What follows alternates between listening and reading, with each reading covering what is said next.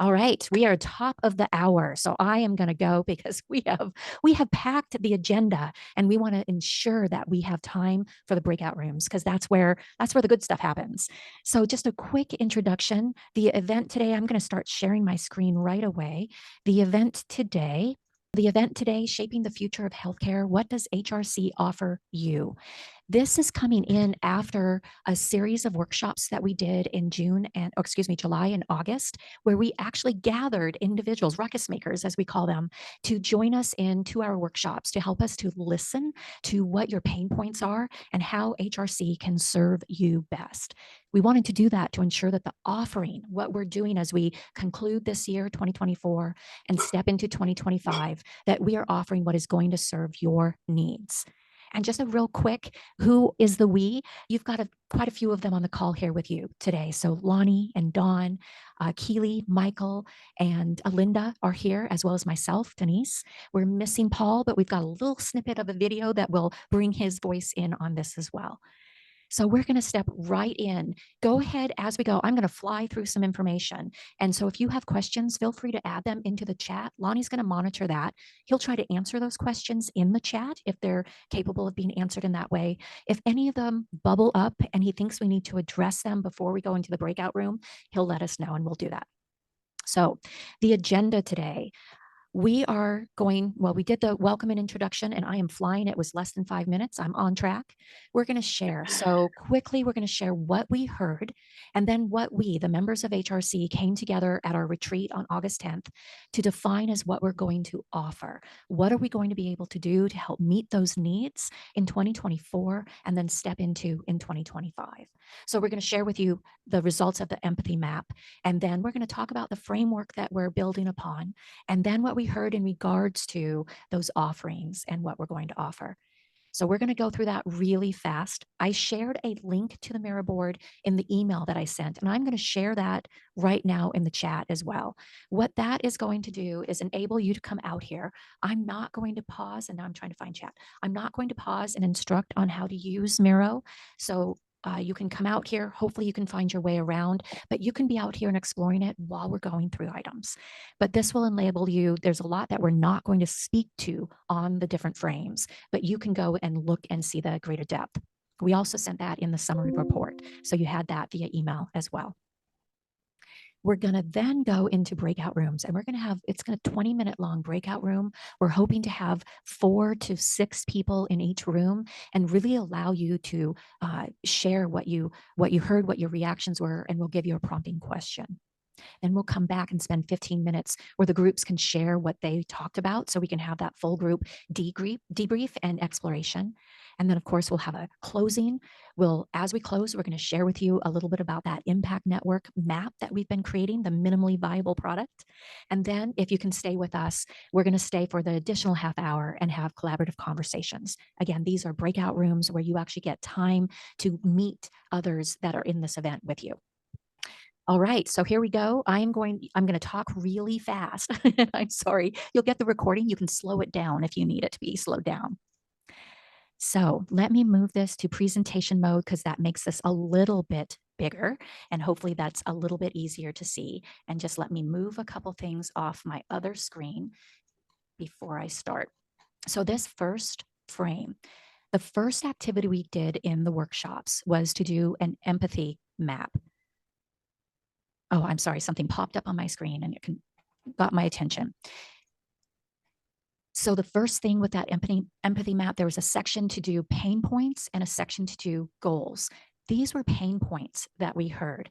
And so we heard quite a few pain points that were personal to the different individuals working within healthcare or who are patients seeking, of course, care from our current system. We also heard pain points that are more of the system items. And I know David Dibble's on this call, so I know that gets his ears going. But you can explore these and see the different buckets. So we went through and categorized these. The goals that we heard, we also there heard personal individuals who are really wanting to find their purpose, their place in the healthcare system, or to adjust the system of care either that they're working within or they're receiving from. But then we also heard process items or system-related items in the goals. The empathy map then goes into 4 different categories. We ask, what are ruckus makers saying? And so that's what we heard here. What are they saying? What we heard a lot of is that the system is broken. This was an echo across all 4 workshops.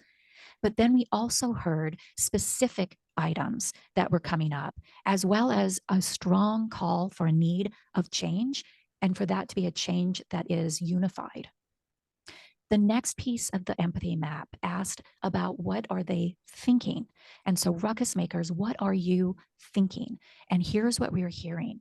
We heard a lot about how do we collaborate? And a lot of this came from the fact that many who joined us are solopreneurs or consulting. They feel like they're on their own. And how can we unite in this effort? And what I appreciated as we looked at what we were thinking as ruckus makers, there were also individuals who called out that there is hope. They're seeing some hope begin to bubble up. And that was really promising. The next item here, and there was a lot here, this was what are they doing? So what are ruckus makers doing? And there's a lot. We had some individuals who identified specific areas or efforts that are coming up, like Aledade and Chen Med and Nuka up in Alaska. We heard actions such as those that people are doing around their own personal care. We heard about training. So these are things that these ruckus makers are doing, both personally in their actions and offerings and what they're seeing others doing. And then the final one in the empathy map is, what are ruckus makers feeling? And there were some heavy words here. And I would guess that many on this call with us resonate with a lot of these words, like overwhelmed, frustration and anger, desire for change. And what I did appreciate, though there was a lot of heavy words, there was hope and there was determination that we can do something. So there was some light in this as well. And so we took those words and created a word cloud. The green words are words that were the positive, the optimistic. The reddish words were those that were on the other side, of course, and the bigger the word, the more often that word or that feeling resonated across what was shared. So that was the empathy map. And again, I am flying here to give us time for breakouts. So what we're going to go to next is we're going to talk a little bit, just really quickly, about what HRC seeks to do.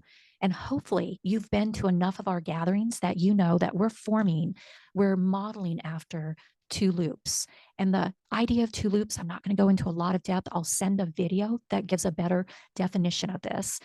But really, it's about 2 systems. It's about the current system that has peaked and is falling. It is starting to fail. And in the process, people are falling out of the system.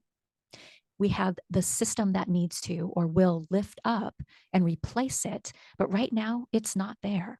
So we're in the development phase of just bringing those who are falling out of healthcare together. And we call these people with some real positive inference to it, ruckus makers. And we're seeking to connect the ruckus makers. And together, as we bring ruckus makers together, creating the ability to nourish their efforts, to bring them together in communities of practice, cohorts, or innovation labs, so that they can come together and ideate, design, and start to test change. And as that change is lifted up, we want to illuminate it. And in many instances, there's already actions that can be illuminated. So we're already stepping into this. The other thing we're doing around this element of connection is we're building across an impact network. Now you have the link to the mirror board, so you can make this bigger so you can look at each of these.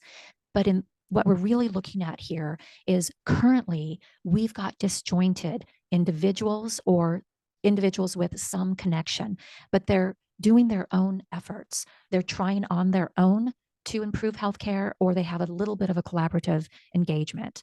What we're seeking to do initially as HRC is to be the hub that starts to connect all of these, so create these spokes. But we are structured around impact networks, and impact networks do not retain a hub and spoke model. This gets us started, and what we're going to encourage is the development of networks of networks. So HRC will be the provider of connection and the conduit to the efforts that each of these different developing networks will do themselves. What the final piece here is a really woven network means that there is strong connection across all efforts. There are, as we like to speak to it and we hear others speak to it, there are wide and deep bridges between networks. So individuals and organizations know each other really well and have strong relationships. When you go to the book Impact Networks, which we strongly advise people to read, but you don't have to read it. You can join us for the upcoming book clubs, which I'll send you links to. We're going to go through that book, and we even have the author, David Ehrlichman, joining us for the third and final session on November 13th. But we call this our Bible. The book is so good about talking about the creation of an impact network and what it means. And an impact network is a combination of a vibrant community and healthy organization. So it's got some structure to it, but it really is seeking to be a low hierarchy community. And at the core, being relational. That's absolutely important. And that the trust is strong. They're also creative. So, what we want to do is embrace and encourage innovation, new ideas, and gatherings of individuals around that idea to actually design and start to pilot. And so, around the community space is that shared principles and resilience and self-organization. So we're not going to be forcing organization. We're going to be encouraging and enhancing the connectedness that enables that. And then we're really focused on creating a culture of trust. We will, of course, also have some organizational component to this. So we'll provide the backbone, the tools to enable that. And we're very much biased towards action. One of the things that prompted our efforts was there's a lot of talk about what's going on and what's not good in healthcare. We want to see more action to encourage it and then to illuminate the action that is coming forward. And so impact networks increase flow of information. They decrease waste. So when multiple people are trying to do the same things on their own, there's a lot of wasted energy. How can we come together? And then align strategies, liberate the energy. So put that energy towards action and enable innovation. So we stepped into the next phase of the workshops by sharing that information and then asked the group to give us ideas about what we, HRC, can do in the areas of naming, connecting, nourishing, and illuminating. And so this is what we heard. I'm going to fly through this because I'm looking at the clock and it goes faster than I can talk. So we heard buckets of feedback. So there was essential elements around connection and networking. So of course that aligns with what we're doing within our structure. We are seeking to create connection and network. There's support and nourish. So how can we help to support the efforts? And we heard a resonance of creating a sense of belonging, that individuals feel very isolated in their efforts and they get burned out in those efforts. And how do we create a sense of belonging and that people can find those that can help them support the effort and move it forward? Celebrating and recognizing, that's illuminating. How do we identify the good work that is happening? And there are pieces that we're already doing that I'll show you in a second. And then collaboration and ideation. So that would be coming together in communities of practice or cohorts. Advocacy and influence. This one, we do feel that as an impact network, part of what we'll be doing or enabling is that grassroots movement. And visibility and communication. So how do we make all of this very visible? And there was quite a bit of desire for storytelling, making sure that the stories can be told, found easily. And then, of course, innovation and development. So along what we heard, we then came together in our August 10th retreat to define what our offerings would be. And one of the things that really resonated as we were talking, and I think it was Keely who coined this, she said, we supercharge collaboration to help the innovators and change agents accelerate the reinvention of healthcare. And you've probably heard me say it before, HRC is not going to reinvent healthcare. We are going to supercharge the collaboration and enable you to reinvent healthcare. That's our purpose. So Paul couldn't be here today, but he gave us a little snippet, so I'm going to play this really quickly. Yeah, I'm sorry I'm not going to be there, so I'll just leave these words for the occasion for Wednesday. Horizontal, Yes. non-hierarchical, Yes. fractal, And you've never been in an organization anything like this before. And so if you've heard Paul talk before, he talks about each of those, and I'll share some of that information when I send out the summary from this event. He really wished he could be here, and there's really good content that he shared there in just a few words that I don't have time, unfortunately, to dive further in, but we're happy to do so at another time. So, with that conversation, what we ideated around what we could do based on what was given to us from the workshops, and what we then did was voted. What can we? Because we have to be cognizant of our capacity as well. So, what can we do that most meets those needs? And here's what we came up with. For the rest of 2024, we are forming as a social purpose corporation. I can send you information about that. It's a hybrid between a LLC and a nonprofit. And we ward between what route to go here. What we love about Social Purpose Corporation, it is a for-profit, which gives us the ability to be flexible in the manner that we really think we need to be. We're doing something very different than anybody has done before. And with a social purpose corporation, we can clearly articulate that our purpose is as important, if not more important, than profit. We are not profits over people. We are purpose driven. The next thing, events. We've been doing events such as this one all year long, but we're really leaning into events such as those workshops. How can we start to bring groups together around the ideation? So, having those conversations in workshop format where ideas can truly bubble up and we can go to that next step of action. And so, more to come about events and how that will change. We've got a group forming on that, I think, later this afternoon. The community platform. If you're not yet a member of HRC, because you're here today, you will receive a link to join us. We are developing on a community platform. That platform gives us that safe space to connect. You know that those who are on the platform are members of HRC. It also gives us that space to share information. And the other thing that we're using it for is we are creating space for subgroups to join us. So networks of networks. The other thing, illuminate ruckus makers. I'm going to share really quickly here that we have started this on our website. If you go to Shine a Light, you'll see a couple different ways we're illuminating. We are finding LinkedIn posts and we are sharing them out here. So you can pick on somebody's name here. I'll go to Bruce, and you can see their posts that we've been featuring out here. And when you go to engage with it, it will bring you to, I don't know why that one isn't. Of course, it's not going to do it when there we go. It'll bring it to that post on LinkedIn so you can engage there, because that's how we help those change makers, is by shining a light and engaging on that platform with their content. But then we've also brought individuals in and they have their own page out here. So if I go to Dawn, when we click on Dawn, you'll see that we bring you to her LinkedIn page. If you go to Deborah, it's going to bring you to some content that she shared with us. So there's short videos, her website, LinkedIn, and featured posts. So we're doing little bits of shining light right now, and we're going to lean into that more. And then in 2025, we're focusing on visualization of the network. The very end of this event today, I'm going to show you a little bit about what that looks like, our current minimally viable product. And then we're going to lean into cohorts. So when the events, the workshops start to identify elements that we can lean into and take action on, we'll be able to have cohorts that really dive in and work on that. And then we're going to enable connection and relationship. And we've got a couple of things that we're working on there. And I'm trying to go really fast because what we want to be able to do is get you into breakout rooms.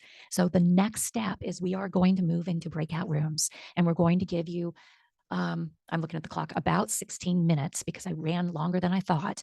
But what we would love to hear, and I'll put this in the chat, is your reactions to what was shared and to address these questions. So, how does our proposed offerings align with your current needs?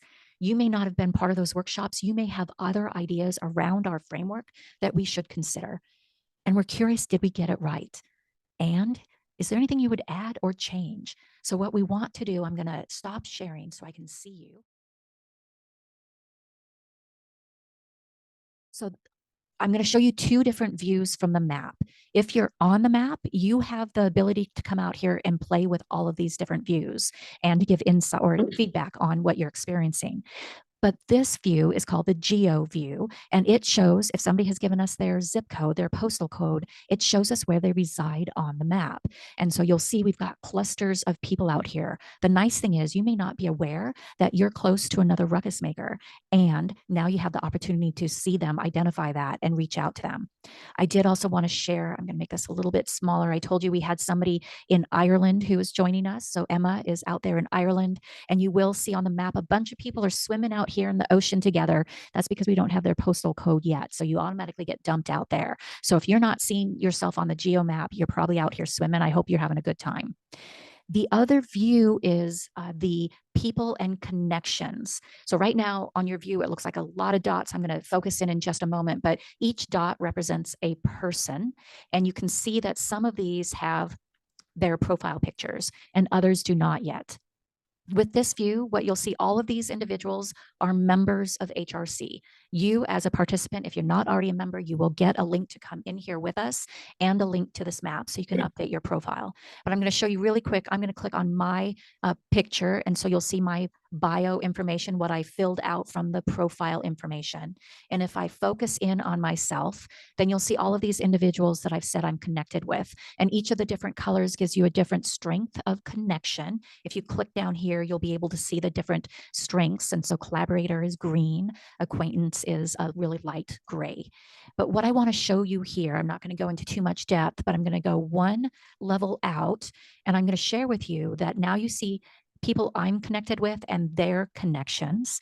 And what's the value here? Here's a piece, just one portion of value. I can see that Kirsten is connected with me and she's connected with nobody else out here. I know Kirsten, and I know there'd be great value in her connecting with Mindy. This enables me to say, oh boy, I should send a connection request to those two, and the why behind that. Because Mindy has a really good network. She's come out here and she's identified, but Kirsten hasn't yet. And I think Kirsten could really value from the connections that one, she'll make with Mindy, and two, that she might make with Mindy's network. And so this is just part of that visualization that we're doing. There's a lot more out here. You'll have the link. You can come out here and play with it. This is just the tip of the iceberg of what we're hoping to do.